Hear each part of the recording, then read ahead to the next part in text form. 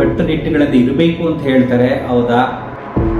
ಭಗವದ್ಗೀತೆಯು ಶ್ರೀಮಂತರಿಗೆ ಬರೀ caesarean operation.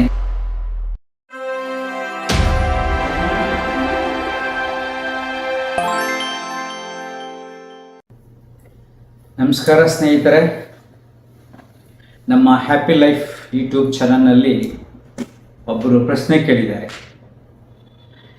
ಗುರುಗಳೇ, ಭಗವದ್ಗೀತೆಯನ್ನು ಓದಬೇಕಾದ್ರೆ ಕಟ್ಟುನಿಟ್ಟುಗಳಿಂದ ಇರಬೇಕು ಅಂತ ಹೇಳ್ತಾರೆ, ಹೌದಾ? ಮತ್ತು ನಾನು ಗರ್ಭಿಣಿಯಾಗಿದ್ದೀನಿ, ಆಗ ಭಗವದ್ಗೀತೆ ಓದೋದೆಲ್ಲ ತುಂಬ ಒಳ್ಳೆಯದು ಅಂತ ಹೇಳ್ತಾರೆ, ಹೇಗೆ ಅಂತ ಕೇಳಿದ್ದಾರೆ. ನೋಡಮ್ಮ, ತುಂಬ ಜನ ಹಿಂದಿನ ಕಾಲದಿಂದಲೂ ಹೆಣ್ಣನ್ನು ಕಂಟ್ರೋಲ್ ಮಾಡೋಕ್ಕೆ ಇಲ್ಲ ಸಲ್ಲದ ಮೌಢ್ಯಗಳನ್ನು ಬಿತ್ತಿದ್ದಾರೆ. ಹೆಣ್ಮಕ್ಳು ಓಂಕಾರ ಹೇಳಬಾರ್ದು, ಗಾಯತ್ರಿ ಮಂತ್ರ ಹೇಳಬಾರ್ದು, ಹಾಗೆ ಹೀಗೆ ಏನೇನೆಲ್ಲ ಹೇಳಿದ್ದಾರೆ, ಅದೆಲ್ಲ ಸುಳ್ಳು. ಭಗವದ್ಗೀತೆ ದೈವಿಕ ಗ್ರಂಥ ಅಲ್ಲ. ಅದನ್ನು ಇಟ್ಟು ಪೂಜೆ ಮಾಡೋದ, ಸುಮ್ಮನೆ ಶ್ಲೋಕ ಓದ್ಬಿಟ್ಟು ಸುಮ್ಮನೆ ಕುಳಿತುಕೊಳ್ಳೋದಲ್ಲ. ಭಗವದ್ಗೀತೆನ ಸರಿಯಾಗಿ ತಿಳ್ಕೊಂಡ್ರೆ ಜೀವನದ ಮೌಲ್ಯಗಳನ್ನು ಅದ್ಭುತವಾಗಿ ತಿಳಿಸುತ್ತೆ. ಎಲ್ಲ ಅದನ್ನು ದೇವರು ಗ್ರಂಥ ಮಾಡಿ ಇಟ್ಬಿಟ್ಟಿದ್ದಾರೆ. ಭಗವದ್ಗೀತೆಯಲ್ಲಿ ಸರಳವಾಗಿ ಸಹಜವಾಗಿ ಬದುಕತಕ್ಕಂಥ ಕಲೆ ಇದೆ. ಸ್ಟ್ರೆಸ್ ಫ್ರೀ ಲೈಫ್, ಒತ್ತಡಗಳನ್ನು ನಿವಾರಿಸಿಕೊಂಡು ಆನಂದವಾಗಿ ಬದುಕತಕ್ಕಂಥ ಟೆಕ್ನಿಕ್ಸ್ ಇದೆ. ನೀನು ನಾನಾ ಸಮಸ್ಯೆಗಳಲ್ಲಿ ತೊಳಲಾಡ್ತಾ ಇರ್ತೀಯ, ಅದನ್ನೆಲ್ಲ ಬಗೆಹರಿಸ್ಕೊಂಡು ನೆಮ್ಮದಿಯಾಗಿರು ಅನ್ನತಕ್ಕಂಥ ತತ್ವಗಳಿದೆ. ಸರಿಯಾಗಿ ತಿಳ್ಕೊಂಡಿಲ್ಲ. ಭಗವದ್ಗೀತೆನ ಯಾರು ಬೇಕಾದರೂ ಯಾವಾಗ ಬೇಕಾದರೂ ಹೇಗೆ ಬೇಕಾದರೂ ನೀವು ಓದಿ ಅದರತಕ್ಕಂಥ ವಿಚಾರಗಳನ್ನು ಚಿಂತನೆ ಮಾಡಿ ಮಂಥನ ಮಾಡಿ ಬದುಕಿಗೆ ಅಳವಡಿಸ್ಕೊಂಡ್ರೆ ಸಾರ್ಥಕ ಆಗುತ್ತೆ. ಸುಮ್ಮನೆ ಒಂದು ಕಡೆ ಇಟ್ಬಿಟ್ಟು ಏನೋ ಒಂದು ಪೂಜೆ ಮಾಡ್ಕೊಂಡಿದ್ರಲ್ಲ, ಅದೆಲ್ಲ ಸುಳ್ಳು. ಯಾರು ಬೇಕಾದರೂ ಓದ್ಬೋದು. ಅದಕ್ಕೆ ಶ್ರೀಕೃಷ್ಣ ಒಂದಲ್ಲಿ ನಾನೊಂದು ಉಪನ್ಯಾಸದಲ್ಲಿ ಕೇಳ್ತಾ ಇದ್ದೆ ಒಂದು ಕತೆ.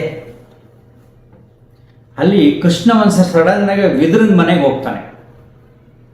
ವಿದುರನ ಮನೆಗೆ ಹೋದಾಗ ವಿದುರ ಇರೋದಿಲ್ಲ. ವಿದುರನ ಹೆಂಡತಿ ಮನೆ ಸ್ನಾನ ಮಾಡಿದಾಗ ಕೃಷ್ಣ ಬಂದ ಅಂತ ಖುಷಿಯಾಗಿ ಓಡ್ ಬಂದ್ಬಿಡ್ತಾಳೆ.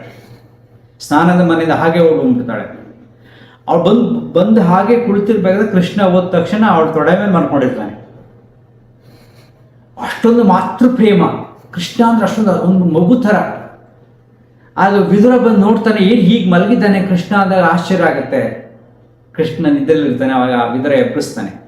ಅವನು ಎದ್ದು ಹೇಳ್ತಾನೆ, ಅಯ್ಯೋ, ನಾನು ತುಂಬ ವರ್ಷಗಳ ಮೇಲೆ ಅದ್ಭುತವಾದ ಮಾತೃ ಪ್ರೇಮವನ್ನು ಅನುಭವಿಸ್ತಾ ಇದ್ದೆ, ನಿನ್ನ ಯಾಕೆ ನಾನು ಡಿಸ್ಟರ್ಬ್ ಮಾಡಿದೆ ಅಂತ ಕೇಳ್ತಾನೆ ಕೃಷ್ಣ. ಅಂದರೆ ಅಲ್ಲಿ ಬರೀ ಭಾವನೆಗಳು ಮುಖ್ಯ. ಈ ಭಾವನೆಗಳನ್ನು ಎಕ್ಸ್ಪ್ಲೇನ್ ಮಾಡೋಕೆ ಈ ರೀತಿ ಕಥೆಗಳನ್ನು ಹೇಳ್ತಾರೆ. ಸೊ ಬದುಕಿನಲ್ಲಿ ಭಾವ ಮುಖ್ಯ ಹೊರತು ಬೇರೆಲ್ಲ ಅಲ್ಲ.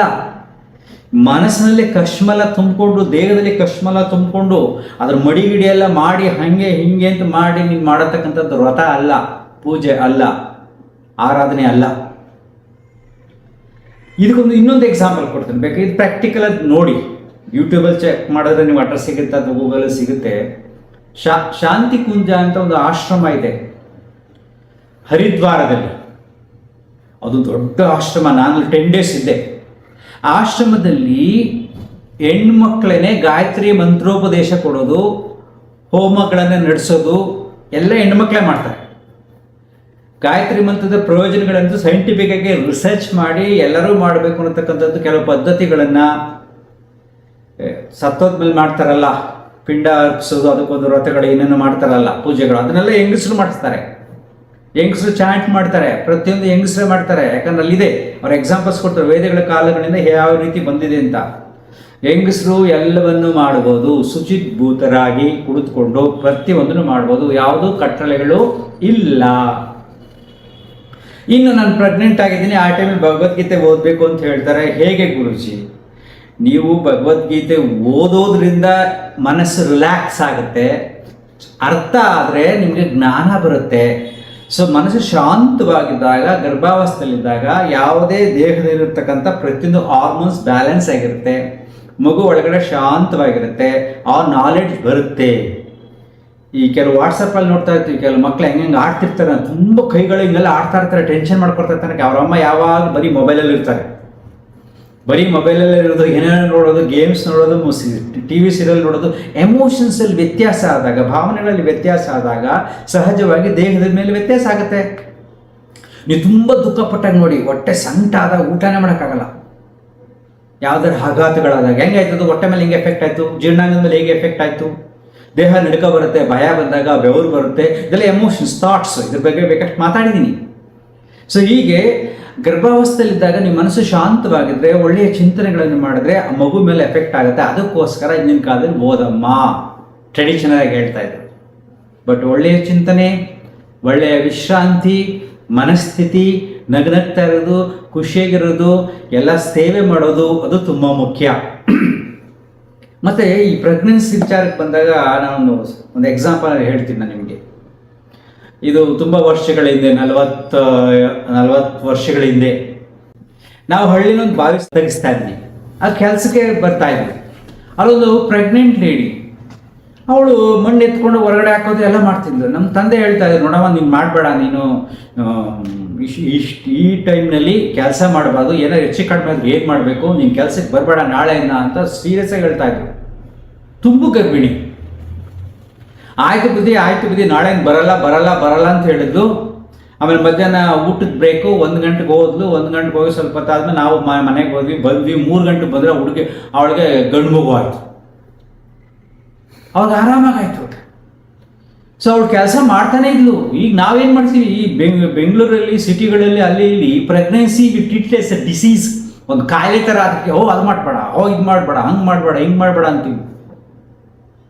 ಸೊ ನಾನು ತುಂಬ ಜನ ನೋಡಿದ್ದೀನಿ, ಇವೆಲ್ಲ ಕೆಲಸನೂ ಮಾಡಬೇಕು, ವಾಕಿಂಗ್ ಮಾಡಬೇಕು, ಎಕ್ಸಸೈಸ್ ಮಾಡಬೇಕು, ಕೆಲವು ಯೋಗನೂ ಮಾಡ್ಬೋದು, ಪ್ರಾಣಾಯಾಮ ಮಾಡ್ಬೋದು, ಧ್ಯಾನ ಮಾಡ್ಬೋದು, ಮನೆ ಕೆಲಸ ಮಾಡಿ ನೀವು ಆಗ ಆರೋಗ್ಯವಾಗಿ ಲವಲವಿಕೆಯಿಂದ ಇರ್ತೀರಾ.